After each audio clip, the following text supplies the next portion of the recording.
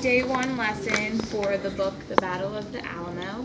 And the Common Core standard is apply academic and domain-specific vocabulary when writing about or discussing informational texts. The objective and focus question is, using the vocabulary from our book, what predictions can we make about the text? Their prior knowledge, I'm going to ask them what they know about the Battle of Alamo. I don't really think that fifth graders are going to know a whole lot about the Battle of Alamo.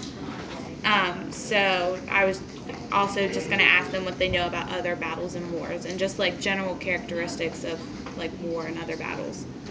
The reading strategy that we're going to work on is summarizing, and the comprehension skill is cause and effect. The vocabulary words are barracks, bayonets, cavalry, compound, hostility, militia, mission, siege, and typhoid. So for the procedure, I would have the little vocab cards, which I didn't make up. But the students would pick a card out of the middle that they feel like they could explain to the group. And then whatever cards are left over, then I would obviously explain them later. So one at a time, each student would share their word and its description, and I would share my cards. And in the back of this book, it actually has a glossary. So then I would review with them how to use the glossary to define their vocabulary words, and they would compare their definitions to the ones that are in the glossary. For a closure, I would pick a picture in the text, which suggested using this picture, and see if the group can explain what is going on using their new vocabulary words, and then I'll record all of their descriptions on chart paper.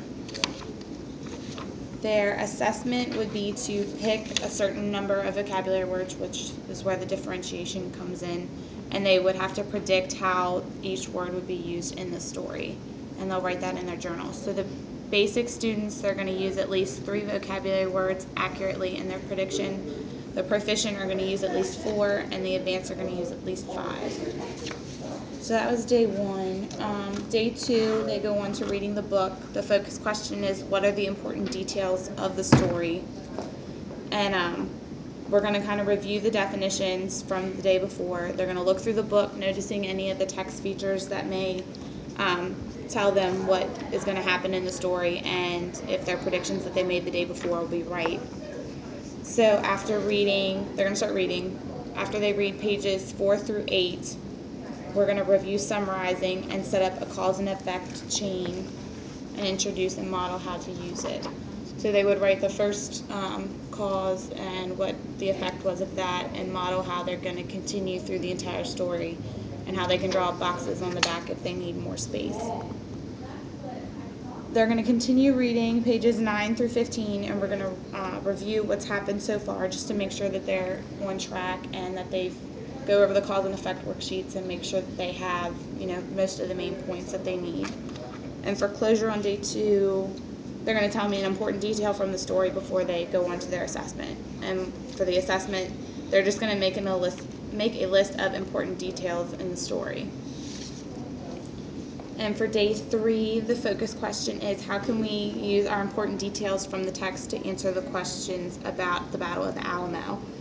And this, using their list from the day before, each student will share one important detail from their list, and we will continue sharing until all of their ideas have been shared, like the whip around that we did out in the hallway.